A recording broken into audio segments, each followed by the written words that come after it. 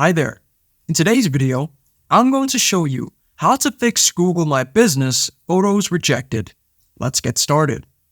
Once you reach your web browser, you're going to go to your search bar and then you're going to type in Google Business and press enter.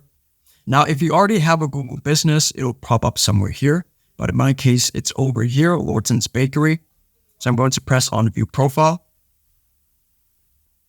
So now if you want to add photos, you're going to look for something which says Photos.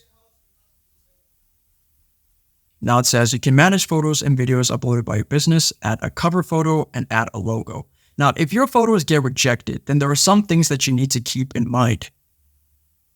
If your business is still new and you try to upload images and they get rejected, it could also mean that Google does not have enough trust in you to be able to add those photos online. So what you want to do is make sure that you complete your profile completely. So add in your cell phone number and email address. So it's going to take some time for Google to be able to add your photos, probably around 10 to 14 days. If your business was recently suspended, what you need to do is make sure that the suspension period is over, and then you can try to add your pictures again. And another thing, if you keep adding in the same image over and over again, an image with the same name, same size, same quality, Google would think that those are spam images and will reject the other ones. So what you need to do is make sure that the images are unique and they are different.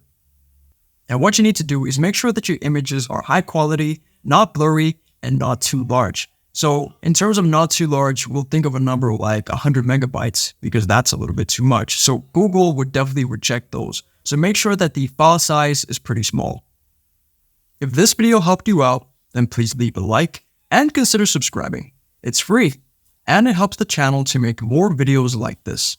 Thanks for watching and see you in the next one.